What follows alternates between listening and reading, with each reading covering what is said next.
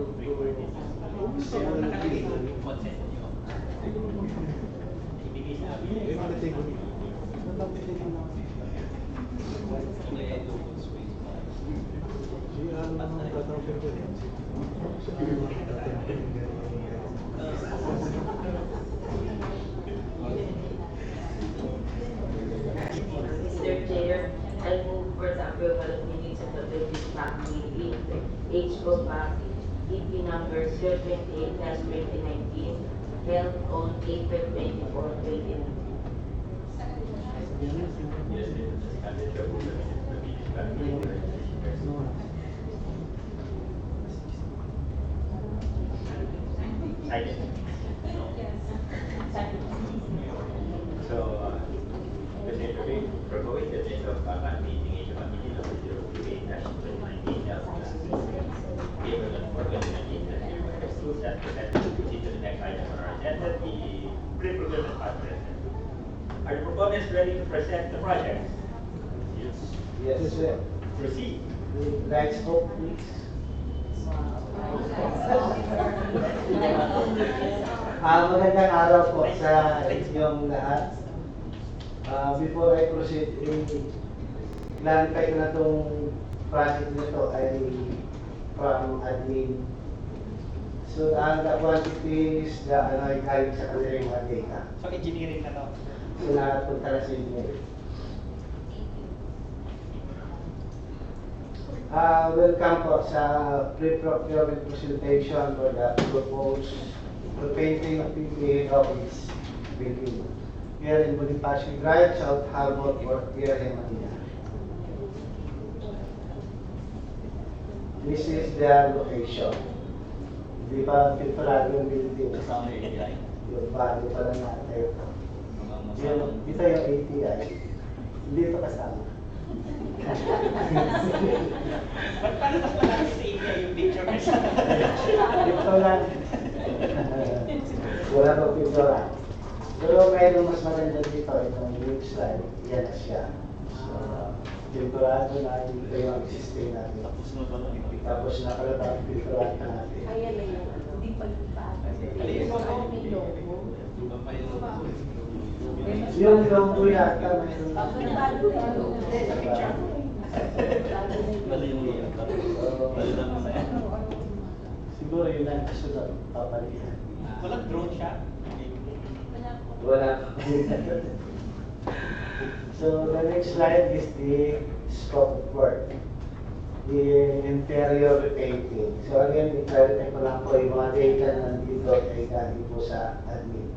Yung mga area, yung mga number of units. So the interior is composed of the supply of application of water-based odorless and static paint. So ito yun sa exterior, sa loob ng ganito, yung wall natin. Si windows latex paint. So yung square meter area ng paintable area. Ito po. Kinonfirm niya yan. This is the area to be painted. Area po, ito yung total area na Hindi kasi sinasabi mo galing sa admin pero confirm yan. Yes, yes. Na-confirm naman po. Computed by the admin people.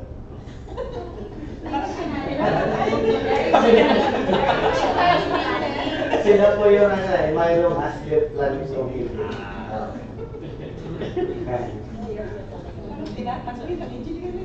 So second is the yung sa mga wooden surface naman. Third ay yung mga doors. Then fourth yung sa area ng BSO para mag-ulit yung duration natin sa painting, pwede sa bahay, labas, loob. Meron din. Abutan ba ito ng grade season?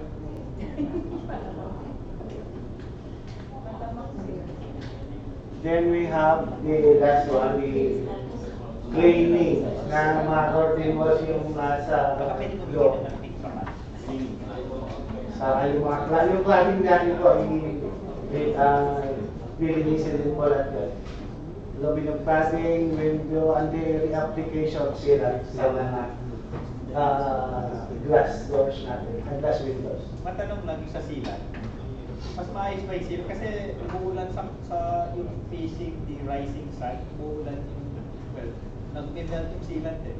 Meron bang silat na hindi umuulan sa kwarto? So, check natin sa yung mga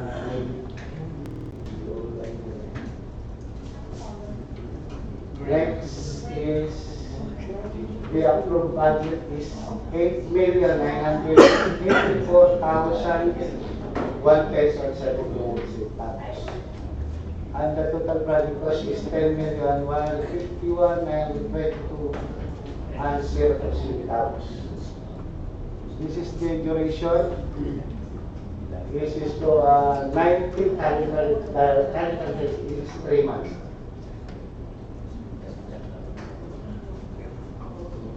So kung ipabuild po natin ito ay category natin ay small B for building and historical. So pag small B ba tinawag natin small B nila kailangan kasi yung experience. Pero pag more than small B, re-require po natin yung usual natin requirement sa minimum experience. Paano to? Dapat ang experience sa painting talaga. Hindi po magmamanikya lang.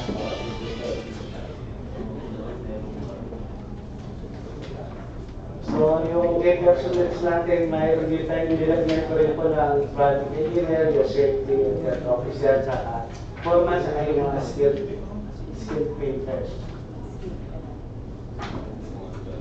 So, that's it, my presentation. Thank you.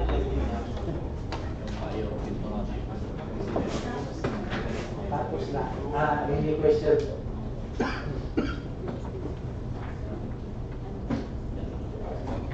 Yung previous na, na-present ito before, no? Hindi ko lang siya ma-recall. How much is the budget before?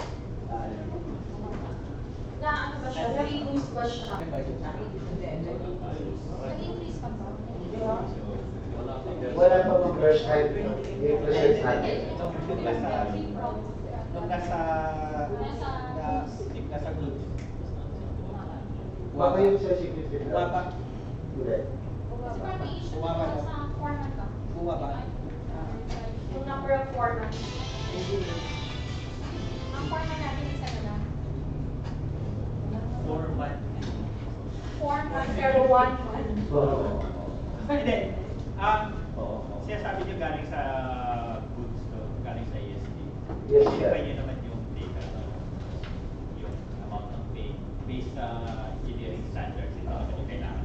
average. Yung average okay naman, sir. Base sa per square meter na experience namin. Hindi naman maging issue na mabutan yung pre-phasing ng rainy season. Abutin yan, sir. Magiging issue ba yun? Sa during rain, sir. Mayroon naman tayong additional number of days sir, para dun sa mga unworkable days.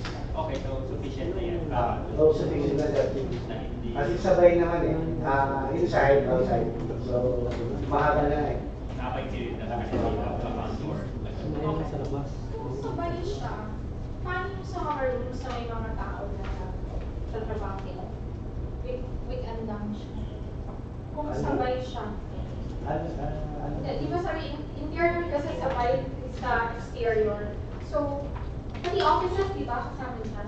Di ba? So, paano? Siguro, one at a time naman siguro mamaya yung schedule lang sa room. So, wala mo na ano. Dati naman nagawa na yun. Habang nagpipintura, may mga nagtrabaho. Problems naman po yung mga pintura. Kaya naman din ang weekend, yung part of pag hindi, yung common areas during the week siguro, yung mga part of like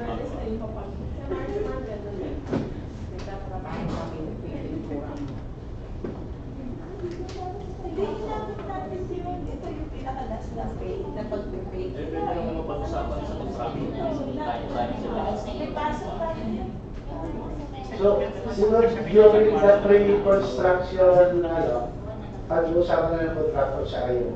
Pwede naman sila yung trabaho sa gabi. Pwede sa gabi, pwede. After office. ano nang itsura after? Ano concept? Dito, ba? Wala sinigang na kulay. Ito na siya ngayon. Yan. Ganyan din ang motor. Siguro, depende na sa month, sir. I mean, siguro. Hindi siya wala pa tayong nakaset na anong color scheme natin. Wala pa, sir. Ha? Eggshell white. So We far, need gray. nandun Wala kayong rendering no magiging kulay. Wala mo siya sa'yo. Puro pirated pa yun. Tinigil namin yun. Pirated. Talaga malinaw. Okay. Any other question?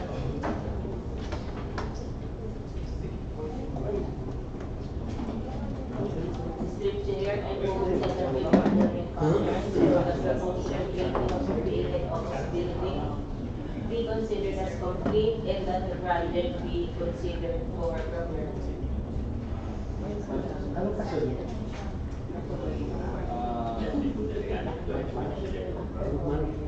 Hindi, manso. Takan? Manso. There being none, you can give preference to the proposed meeting of the head office building is hereby considered complete and the same is hereby considered for procurement. Madam Secretary, the consideration for publication. Next.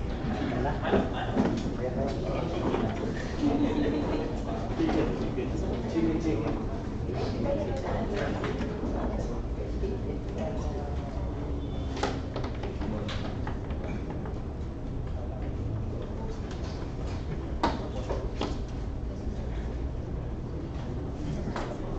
Menu.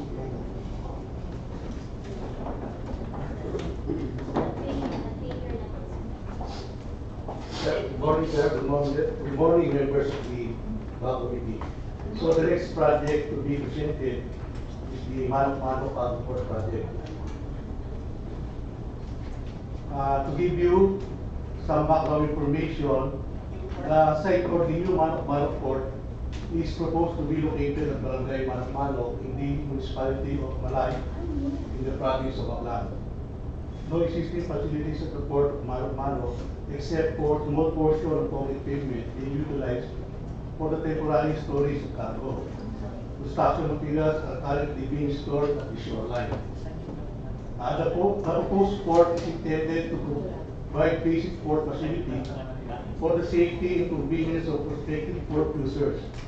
The access road is part of the proposal for the port accessibility and therefore attain an optimal utilization. The proposed development of the port of Malo is expected to spur local trade as well as enhance the local tourism. The proposed project is included in the approved EPP for CY 2019 for head office infrastructure project. For the next slide, I will show you some pictures taken during site inspection to update you on the current situation of the port of Manama. Boracay. Next picture. The location of the proposed project is somewhere there. Beside the Wala ng port sa Yes, Dito, dito. This is the location of the proposed project. So next picture is this. As you can see, the construction materials are presently stockpiled along the shoreline. Kanina?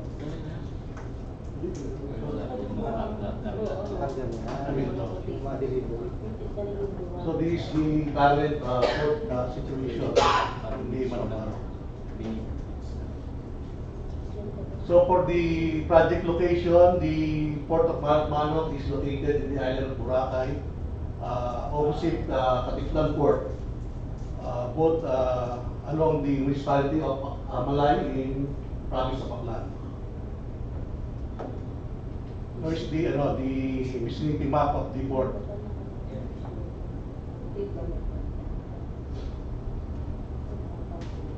So for the development plan of existing facilities, only the small pavement, this one, is the existing facilities. So here's the development plan of the proposed project.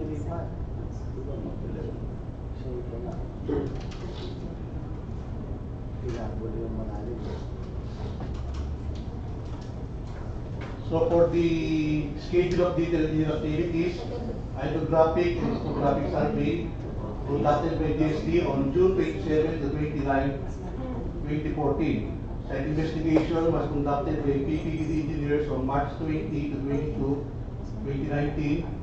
Soil and foundation investigation conducted by RSRD and Associate. Construction materials were based on canvas made in Manila from prices submitted by suppliers and CAPD supplied by DPWH. Preparation of design plans, preparation of technical specification, preparation of quantity and cost estimate, preparation of program report, preparation of construction schedule, preparation and submission of design reports are already completed. Preparation of site raw plans including schedule not applicable in this project. Preparation of utility relocation not also applicable.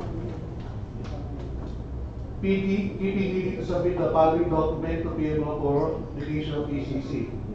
Project picture, individual, project program report, equipment requirement, provided for the contract, construction schedule, development plan, or vicinity map. Preparation of minimum requirement for construction safety and health program prepared in accordance with DO 13 of Dole. Preparation of bid and tender document is already completed. And here's the scope of work of the project. We have construction of backup area with an area of 4,571 square meter, consists of construction of rock basket, build materials, reinforced concrete work, supply and drive of concrete pipes, supply installation of Thailand, construction of Portland cement concrete pavement, supply and install rubber duct fender, excavation of existing seabed, and the next component is the construction of access road in an area of 337.56 square meter. Consists of construction of rock basket also, fill materials, reinforced concrete, construction of Portland cement, and supply and install of geotextile fabric. We have also port lighting, supply and installation of single angle bar floodlight lamp post, 10 meter height active floodlights, height set with 100 watts LED floodlight fixtures, and single arm steel tapered lamp post, 10 meter height, 3 set with 100 watt LED roadway fixtures. So for appropriation and program budget, the approved budget for the contract is 134,170,466.65 pesos. The total project cost is 147,587,513.31 pesos, with a total project duration of 420 calendar days. For the approved construction schedule, the project duration is 420 calendar days, inclusive of the estimated 28 days of ready and workable days, considered unfavorable for prosecution of work at the site. For eligibility requirement, the contract shall be considered similar to the contract to be bid. It has the same major categories of work. The item of work of the completed contract must be similar in nature and complexity to the contract to be bid with at least 50% of the required quantity for major operation of work as indicated in Form 9 of the eligibility document. And here's the Form 9. The major operation of work are the following: offshore pile driving of concrete piles with a quantity of 1,580 millimeter, reinforced concrete work with a quantity of 233 cubic meter. For rock works, we have 1,000 kilogram, 1,288 cubic meter. For 50 to 100 kilogram, the requirement is 2,721 cubic meter. For fill materials, the quantity requirement is 9,239 cubic meter. For construction of Portland cement concrete pavement, the quantity is 2,436 square meters.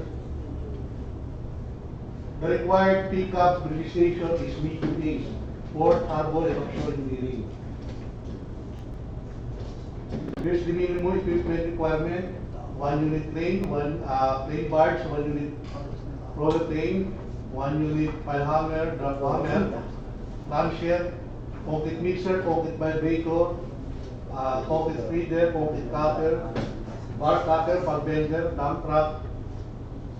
We have also water truck, air compressor, jackhammer, welding machine.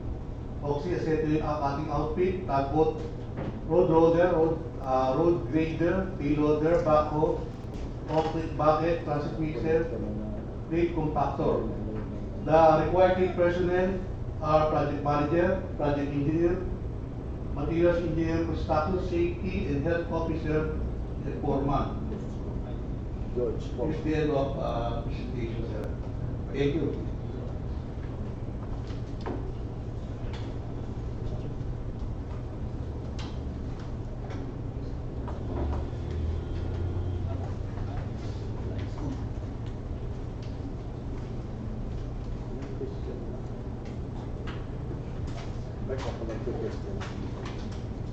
Sir, ano po yung ano dito? Saan siya mag-apply pag gagawa mo? So, anong target natin? Lalo ka na sa market. Applying mo, ano siya, where? Ano ang... Yung mga barkong pumupunta doon, saan ang gagaling? From mainland, sir, from mainland Aklan. Kargamento lang yan. Kargamento. Hindi pasahero. Kasi kanina may tourist to, yung sa presentation mo, Increase tourism. increase tourist. So, ang mangyayari doon, once na naglagay tayo ng port, so mapapabilis yung pag-transport ng mga cargos. So, effective yun sa tourist. Supply na. Ano ang ano dyan? Is that part of yung tourism project? Meron ba siyang Hindi yung supply doon sa Sa port to eh. sa Boracay. That's yung port na yan ang Makakagamitin. okay, so Yung from supply Manok to Bora to Katilan. Yes. Mainland Aklan to Boracay. May master plan na to? May expansion pa ba ito? Wala. Or ito yung expected size Sa na malaki yung kaya. So kahit sa projection natin, hindi lalagpas sa size na ito. Ito pa lang. Kailangan natin.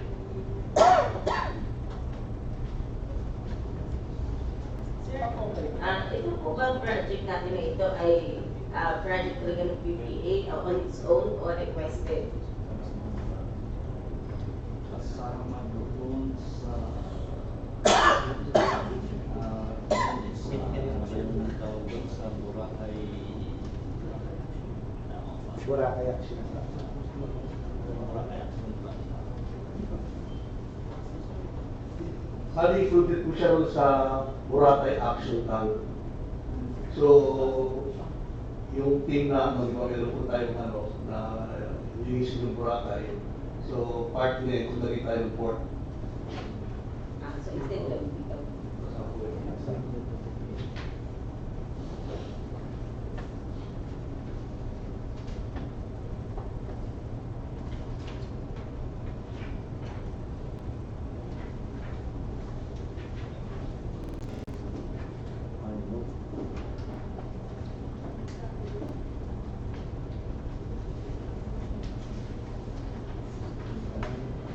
Ako may tanong.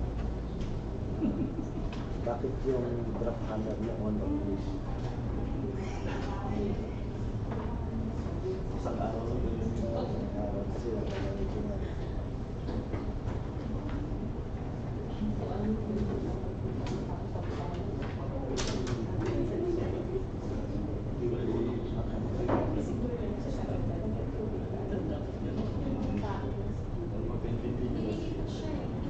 may direktang napekto. Yun yung current location, pero ililipat.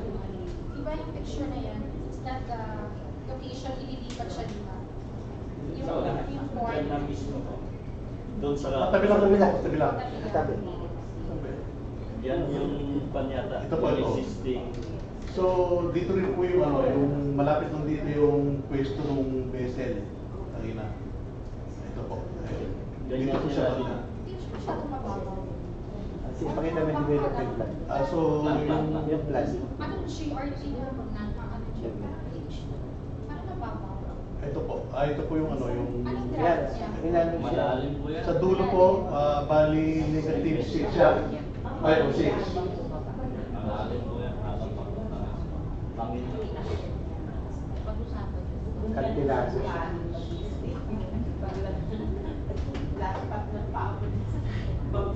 So ngayon kasi dito makita mo, mababaw siya. During low tide, sinasali nila ng music para may baba yung mga argumento. So, pagka-high tide, saka lang sila makaka-alis. So kaya medyo mabagal yung ano, yung pag-distract ng argumento, loading and unloading. Pero dun sa proposal, ano siya, paano siya?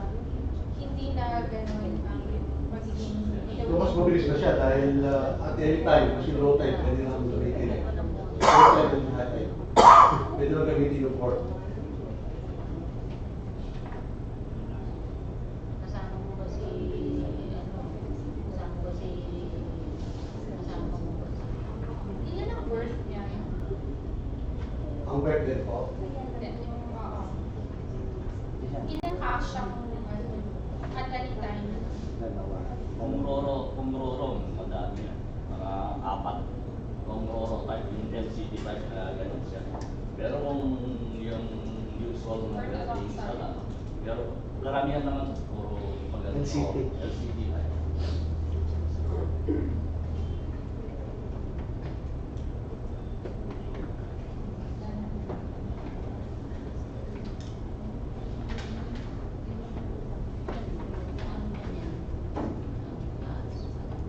Mr. Chair, I move that with procurement concerns for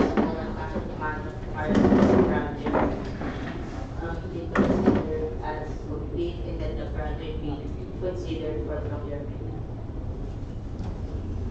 Sa presumption. Motion has been moved and seconded to adjourn. The Manufacturing Board project hereby decree procurement presentation of the Manufacturing Board project hereby considered completed and the same approved for procurement. Madam Secretary, proceed to the publication of the central project.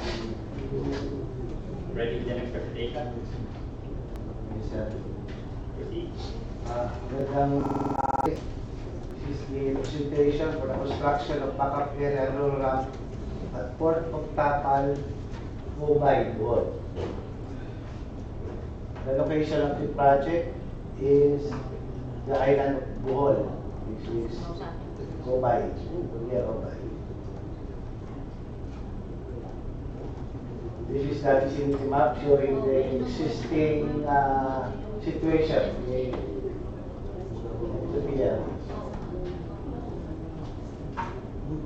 Just to give you a little background, the Port of Tapal is situated along the eastern coastline of Highland Province of Bohol within the boundaries of municipality of Mumbai. The port is bounded by the Pasial Channel in the east and the Pilig Island in the north, the town of Trinidad in the west, and the town of Candihan in the south. By land, the port is 7.2 kilometers southeast of Mumbai town proper and 130 kilometers northeast of Tagbilaran city. The port caters to tramping vessels coming from Cebu, Iligan, and other parts of Bohol, particularly those that cannot be operated at the nearby Dubai port. The port's existing facilities includes one roll ramp, shipyard 36 meters by 9 meters, general cargo area of 1,725 square meters, a container yard of 123.30 square meters. Based on the annual growth of cargo traffic, it is expected that by 2022, the port will accommodate 199,511 metric tons of cargoes and 177 vessels. The proposed additional backup area is intended to provide sufficient area for the road operations and cargo storage and safety of all to accommodate ro-ro vessels, extending existing ro ramp to about 3 meters is necessary. The proposed project is included in the approved upgrade PAEDP for CY 2019 for head office and head office infrastructure projects. This is the existing facility. Ito po yung situation ngayon. And the proposal is this one. We have in-extend po natin yung Loro ramp, and this is the backup area of about 2,695 square meters.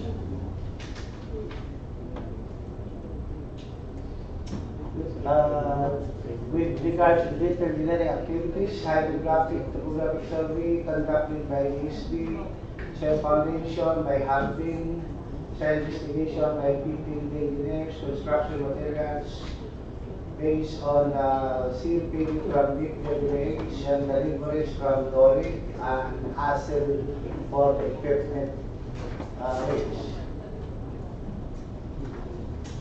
And here the preparation of site plans, technical specifications, quantity and estimates, program work, construction schedule are already completed. We have no concern on the right of way and no affected utilities. The preparation submission of design report is already submitted. These are the documents to be submitted to PMO for the application of PCC, the project picture, the builder project program work, equipment requirement, approved budget for a contract for ADC, for construction schedule, development plan of PCC map. The preparation of minimum requirement for construction safety and health program was prepared in accordance with DO number 13 and OSHS authority. The preparation of legal tender documents are already completed. And here are the scope of work. One is the demolition, removal, and excavation works. The second is the construction of backup area and roll ramp on the field.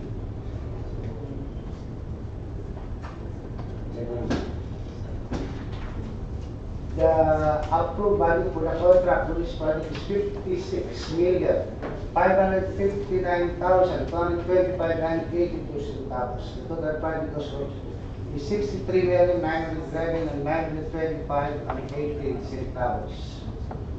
This is the approved construction schedule. The project duration is 300 calendar days, that is 10 months. Including the 20 days of rainy and unwork holidays. For the eligibility requirements, the contract shall be considered similar to the contract we did if it has the same major categories of work. The item of work of the completed contract must be similar in nature and complexity to the contract we did. It is 50% of the required quantity for the major operation of work as indicated in the format of the utility documents. And this is the document showing the major operation of work, unit mission and quantity. One is the RC5 driving works, over 393 linear meter. Reinforced concrete works, 97 cubic meters. Truck works, 100 to 1,000 kilograms, 1,835 cubic meters. Placing of fill materials, 3,087 cubic meters. Installation of Interland concrete paving blocks of 1,234 square meters. And the construction of Portland cement concrete pavement of about 187 square meters. The required pickup registration for this project is Medium A for Ports and Harbor Offshore Engineering. And here are the minimum equipment requirements as follows. And the minimum personnel requirements: project manager, project engineer, materials engineer, construction site and health officer, and a foreman. This is my presentation. Good morning. Thank you.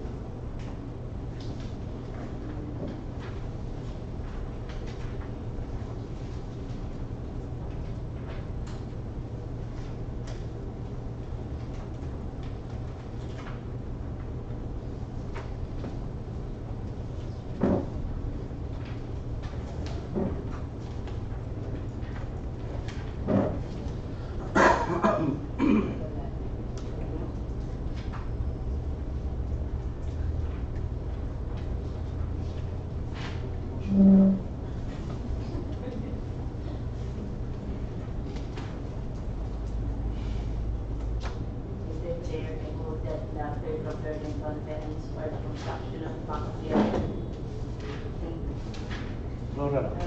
port of Tapal be considered as complete and that the project be considered for procurement.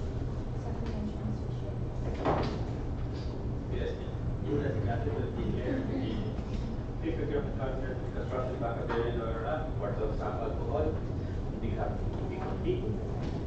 And same with the procurement, which there be none. Here, we heard through publication and notice. Let's continue the third item of our agenda, the post qualification report. To clarify, here 1, 2, 3, 4, 5, 6, 7. Wala na post-qualified. Post-disqualified ito. Wala sa wala. Okay. Tuloy-tuloy ng reporting, isipin na sa kanila. So, 1, 2, 3, 4 na. Critical yung data privacy.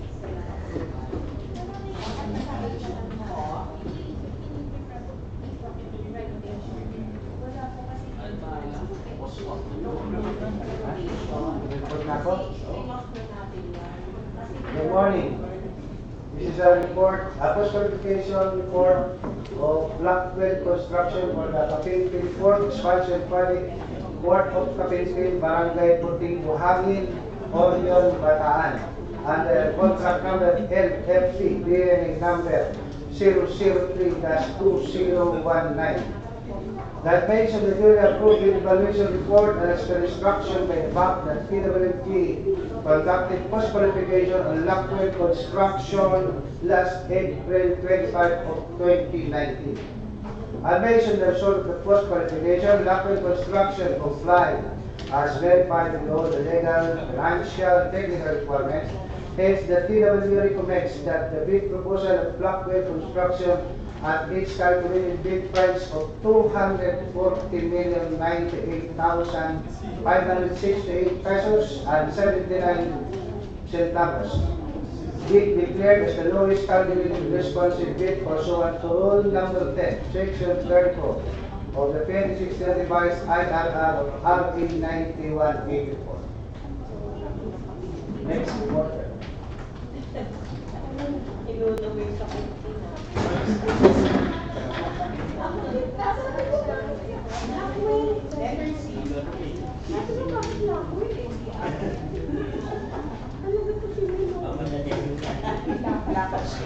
Para matapos na ako. Program report. The post-qualification, Kalayaan Engineering Company, Ventures Construction Corporation, joint venture. BAC approved the bid evaluation report declaring Kalayaan Engineering, Ventures Construction Corporation, joint venture, single calculated bidder in the amount of 106,195,092.42 pesos on April 16, 2019. Consequently, upon the instruction of the BAC, the TWG conducted the post-qualification to examine, validate and verify the eligibility, technical and financial requirements submitted by Kalayaan and Ventures joint venture. After post-qualification and based on the aforestated post-qualification report, it was determined that the bidder, Kalayaan Ventures joint venture, complies with and is responsive to all the requirements and conditions as specified in the bidding documents. In consideration of the foregoing, the TWG recommends that the bid proposal of Kalayaan Ventures joint venture at its calculated bid price of 106,195,092.40 be declared as the single calculated responsive bid pursuant to Rule 10, Section 34 of the 2016 revised IRR of 9184.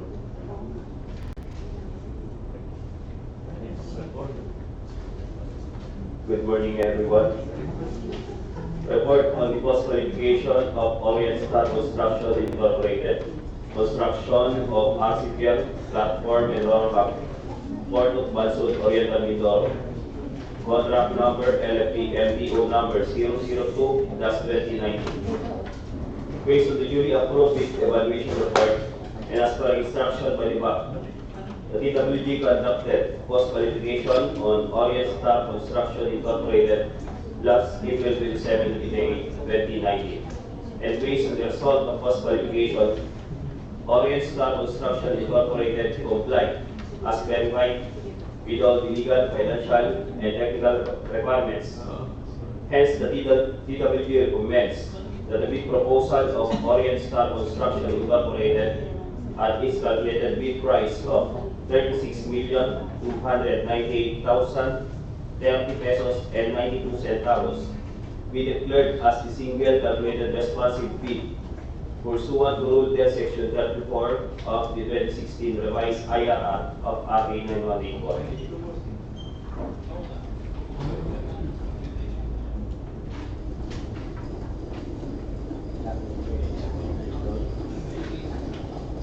Good morning, Dr. Report on the post-qualification of the Great East Metal Builders Corporation for the construction of Backup area and port operation building, Port of Talagang, Batangas. Contract number LFP EGS number 004-2019. Based on the duly approved evaluation report and as per instruction by the BAC, the TWG conducted post-qualification on Great Swiss Metal Builders Corporation last April 26, 2019. And based on the results of post-qualification, Great Swiss Metal Builders Corporation complied as verified with all the legal, financial, and technical requirements. Hence, the TWG recommends the bid proposal of Great Swiss Metal Builders Corporation at its calculated bid price of 67,445,658 over 100 pesos be declared as the single calculated responsive bid pursuant to Rule 10, Section 34 of the 2016 revised IRR of RA number 9184. That's all.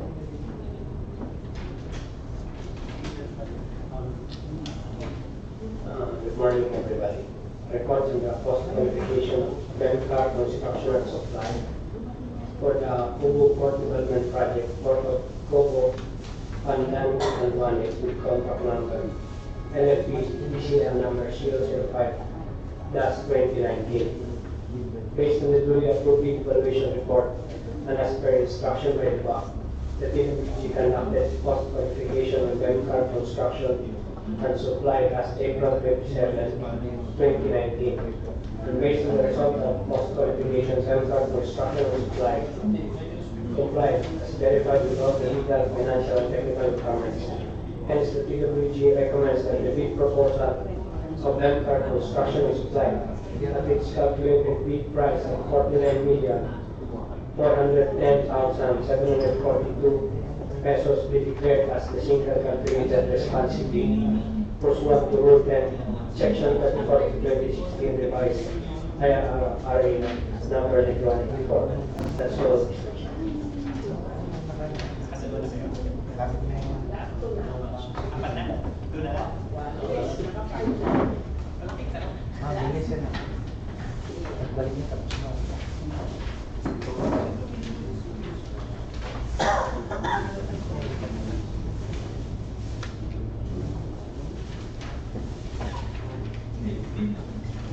Morning. Post-qualification report for Teleco Construction for the construction and offshore installation to management at Port of Romblon, Joman, San Agustin, Romblon Province. LFP DGS number 008-2019. Based on duly approved bid evaluation report and instruction by the BAC, the team will be conducting post-qualification on Teleco Construction Development and Rise for the proposed construction of offshore installation base to marine mitigation of ports of Romblon, Joman, San Agustin, Province. Last April 26, 2019.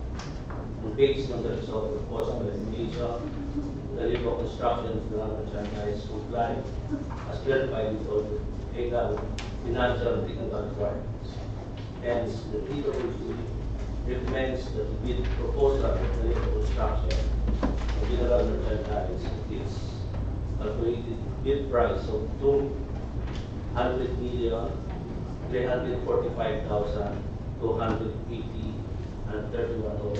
pesos be declared as the single calculated responsive bid pursuant to Rule 10, Section 34 of 2016 revised IRR of Article 2. That's all. Sir, sir.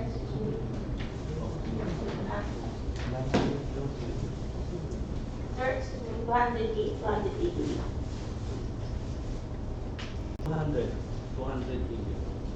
Hindi, 280 or 208.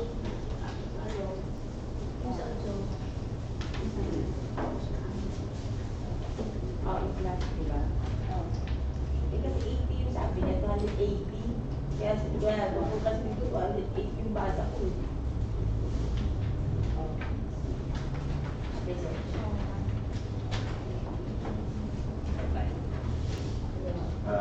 Cost qualification report on the proposed construction and offshore installation of aids to marine navigation at ports of Coron and Puyo, Palawan province, based on the duly approved bid evaluation report and as per instruction by the BAC. The TWG conducted cost qualification on the Libo Construction General Merchandise Charge of Builders Incorporated joint venture last April 29, 2019. And based on the result of the cost qualification of the Libo Construction and General Merchandise Charge of Builders Incorporated joint venture complied as verified with all the legal, financial, and technical requirements. Hence, the TWG recommends that the bid proposal of the Libo Construction and General Merchandise Charge of Builders Incorporated joint venture at a calculated bid price of 248,988,345.58 centavos be declared as the lowest calculated responsive bid pursuant to Rule 10, Section 34 of the 2016 revised IRR of the Republic Act 9184. That's all.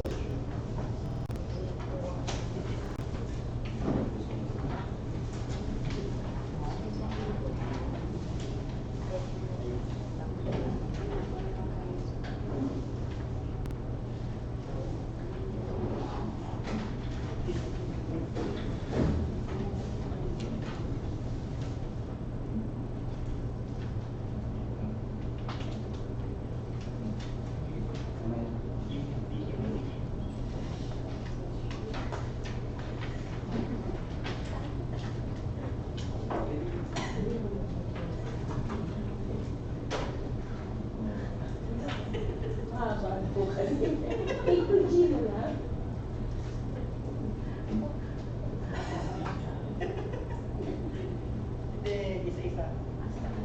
Rotation tayo.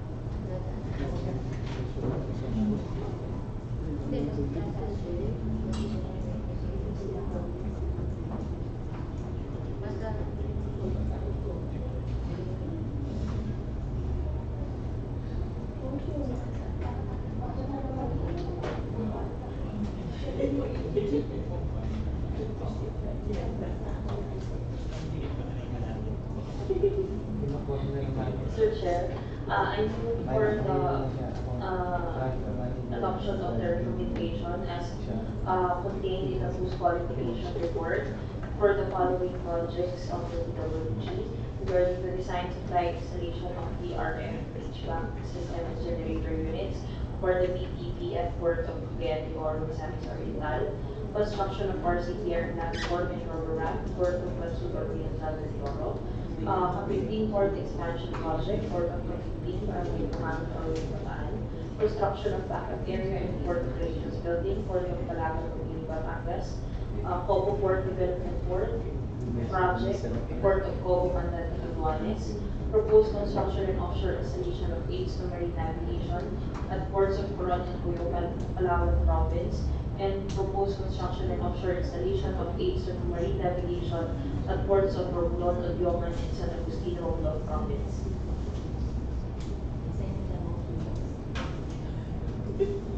It has been moved as a candidate to approve the recommendation of the technical working group, their both qualification reports, to a there being none, the motion is carried. Thus, for the supply, design, supply, and installation of the RF HVAC system and generator unit for the passenger terminal building for Cagayan de Oro, Misamis Oriental, the proposal of Malayan Engineering Company Inc., Gesture Corporation, Construction Corporation, joint venture, is calculated bid price of 106,195,092 pesos and 42 centavos to the engineer as a single calculated responsive bid for 200 rule 10, section 34 of the 26 certified RR number 94. Secretary has been instructed to proceed with the preparation of the necessary resolution and audit for the construction of RTPR platform in the Port of Basud, Mindoro.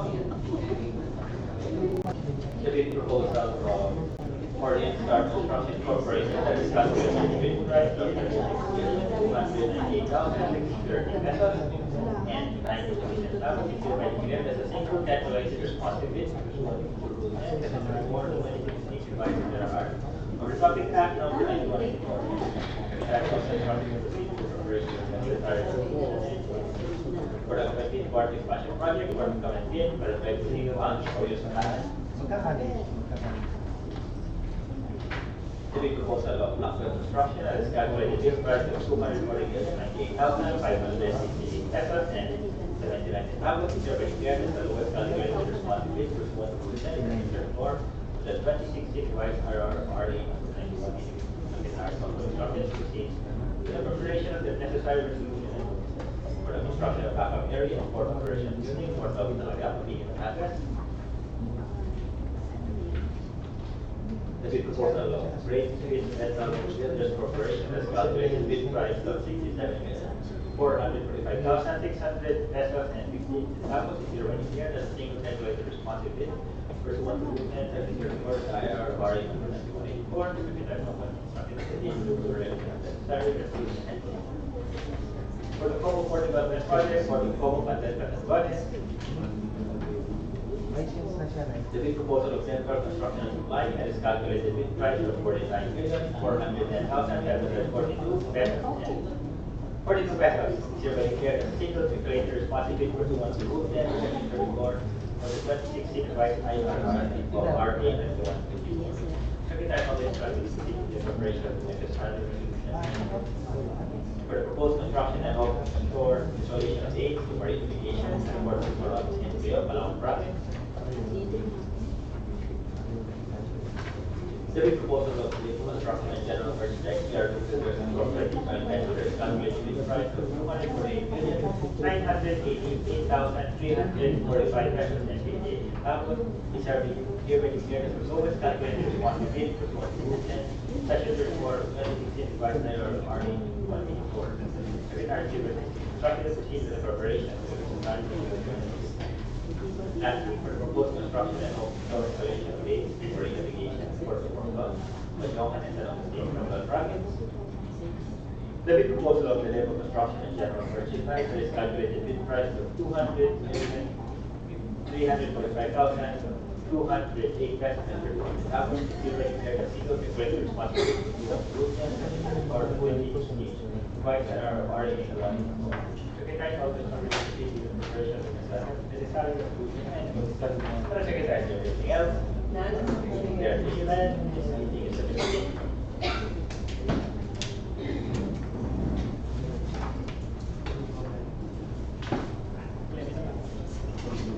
Ito, live. attendance. Okay. Dalawa. So that's it.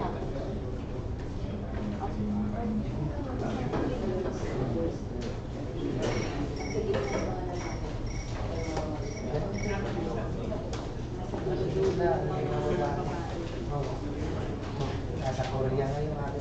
Trabaho ng kami. Kasi American company. Pinapadala sa mga dagang bansa.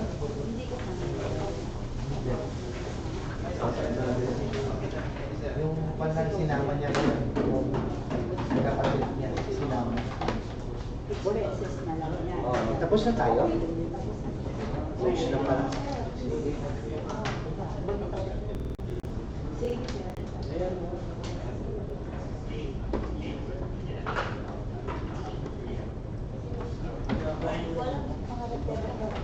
Sige, mag-ano tayo?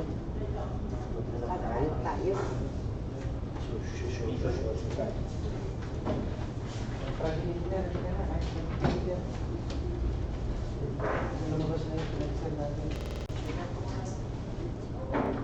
Good morning again. Madam Secretary, do you have a floor? Good morning.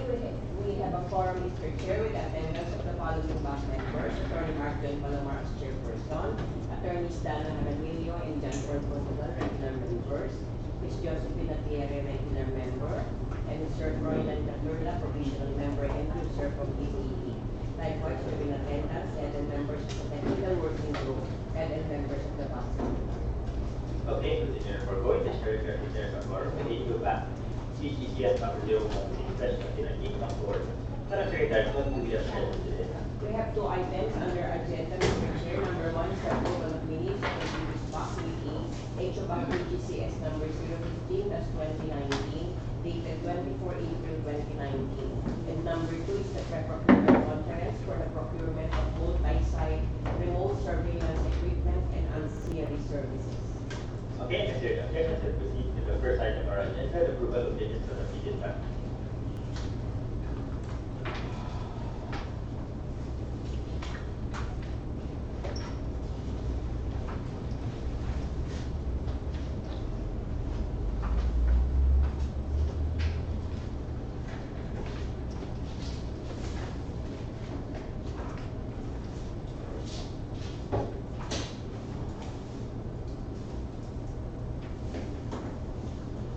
Madam Secretary, originally, the no bidder manifested their intent to file a motion for consideration, but this intent later withdrawn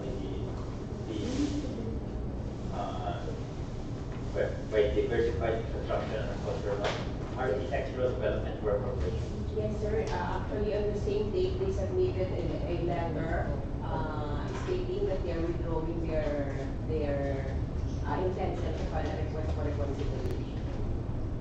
Okay, thank you.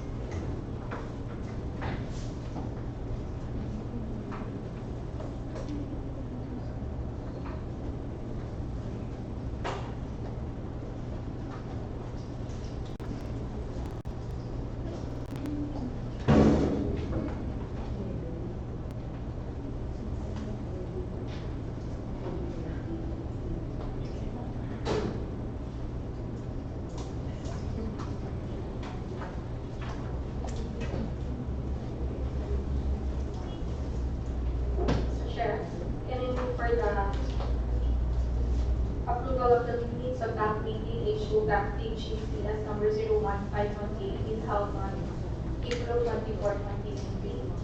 Yes, you can. Are you supposed to be?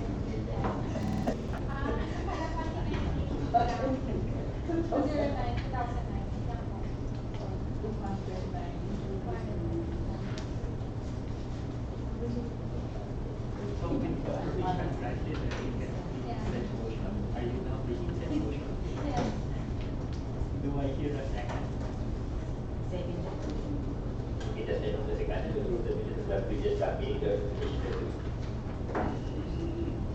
Claire Bateman, the Ms. Bateman, EGCS number 015/2019, that held last April 24, 2019, are hereby approved with the corrections of the date, please take the said minutes dated April 24, 2019.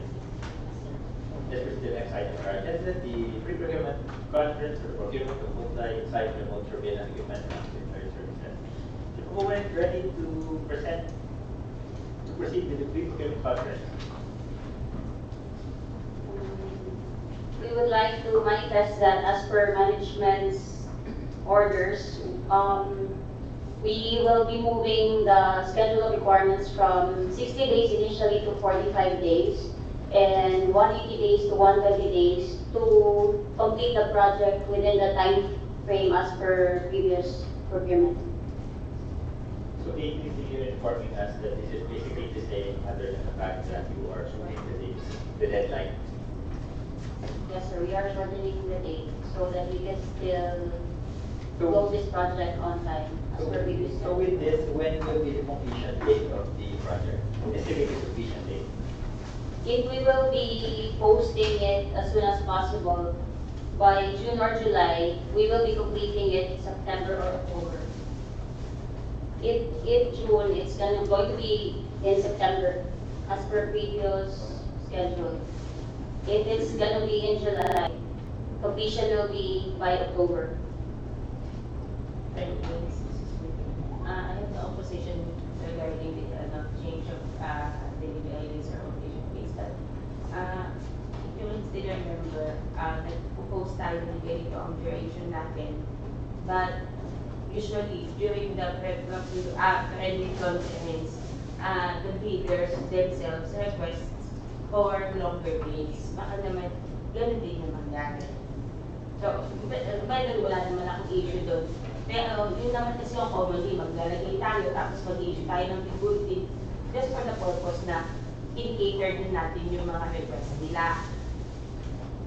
We actually opened that up with the management because yun nga, we have issues during pre-bid that they raised those concerns, but they want to put this in the advertisement, and yung extension daw that they request will be at a later time na, subject to the approval of the general manager. Doon pa lang sila makakakuha ng extension if they grant. Pero as per posting, they want us to change it na 45 and 120 accordingly. So may nahabol tayo completion, di ba? Yes, may commitment na din kasi tayo sa DOTR in Malacanang na we will complete this project.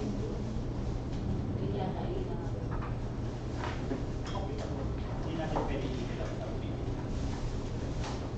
Hindi natin pwede i-fill out sa pre-bid. Pag-award na lang, they can request for extension. Same amount pa rin. Same amount.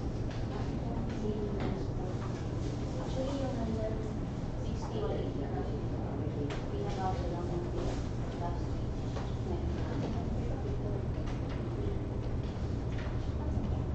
Yung someone schedule of delivery within 45 days from NTT.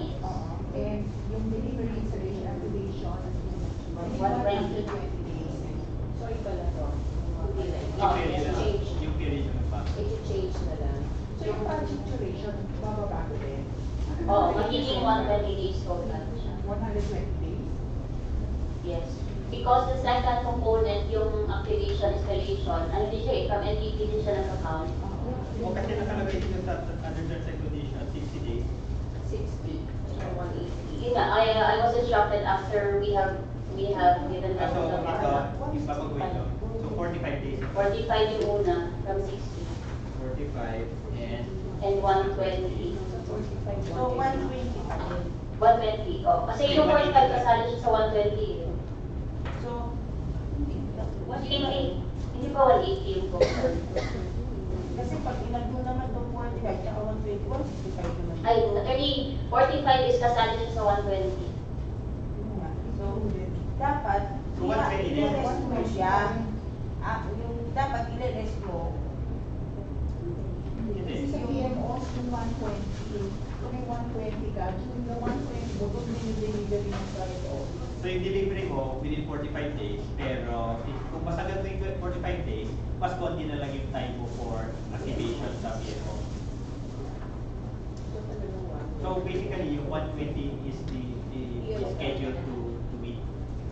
For the head office and for the PMO.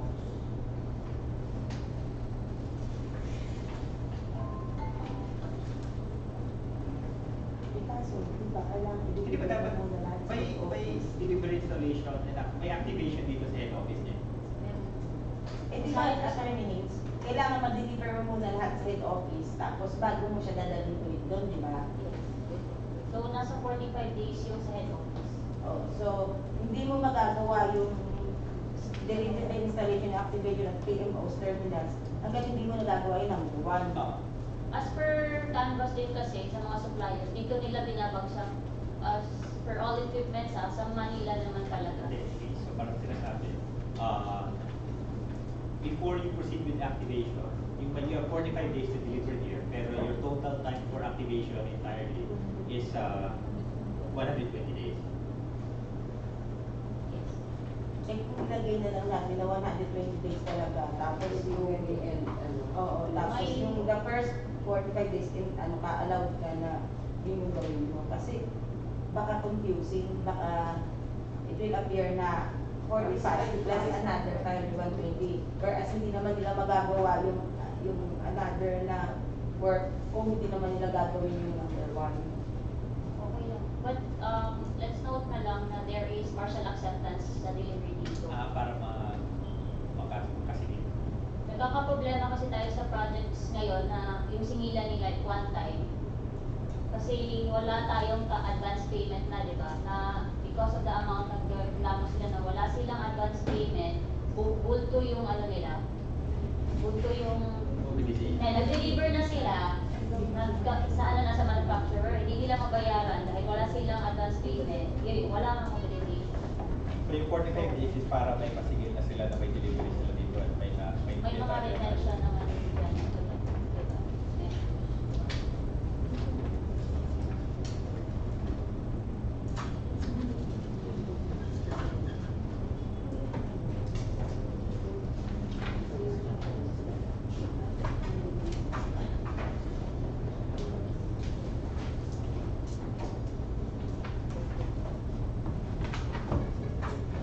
Dun sa payments, kasi na-mention that the contract shall incorporate the cost of the winning bidder's financial aid to be laid out as follows.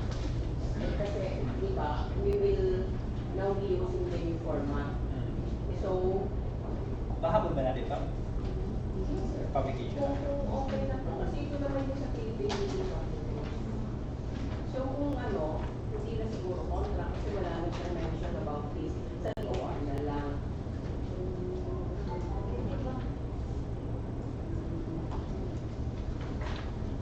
Yung sa TOR kasi ma'am, medyo generic siya kasi we don't know their financial aid.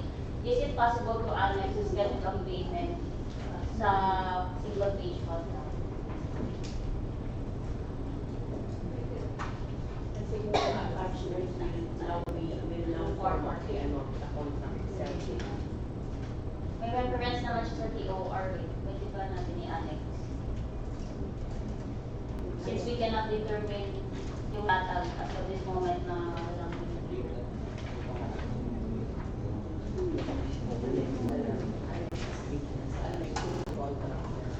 Kasi specific nakalagay siya na contract shall incorporate. So, No. Hindi. If it's annex, it's considered incorporated sa contract. as kung ano is na siya. Annex na lang siguro.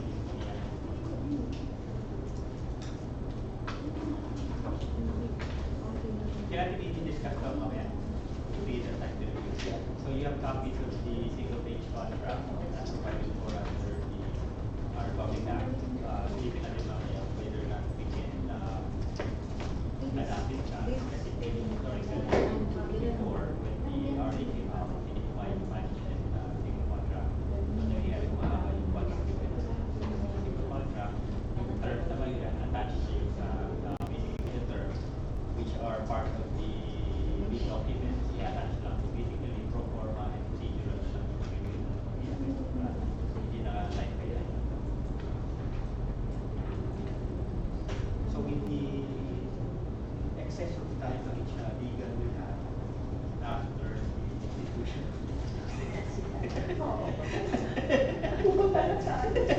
You will volunteer sa Wala yun ako para and they will help in ensuring the proper ownership of the lands.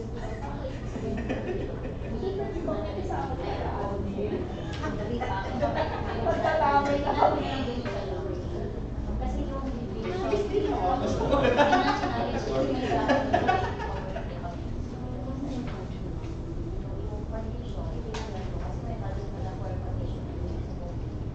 Ano? Are we good?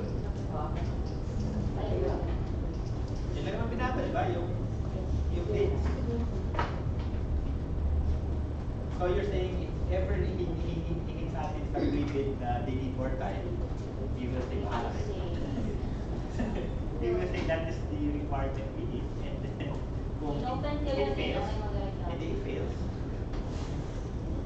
Kasi pag hindi sila makakomplain, huwag nila sila sumpali. Ay, so yung sa mga may commitment tayo sa deadline. yes, sir. Okay lang mo. We don't need to follow them. Yes. Besides.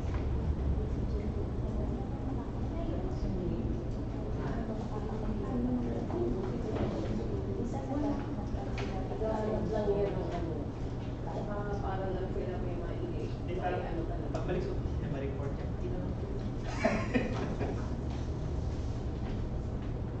Okay. Are the union is ready?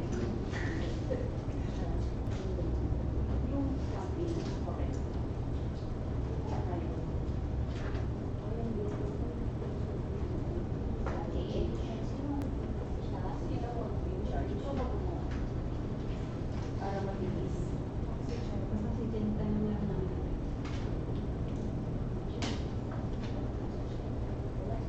Change lang yung sa POR. Sa yung sa details. Details ay siya. 45 siya pa.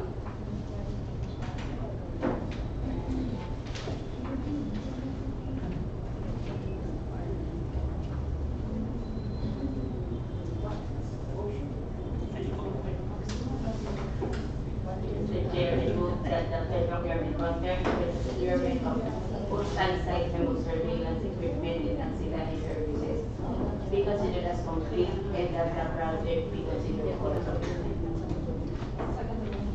Yes, regarding that the procurement conference for procurement of remote surveillance equipment and ancillary services is considered complete and the same is having procurement to a decision. There is that. Every secretary is prepared to start the publication.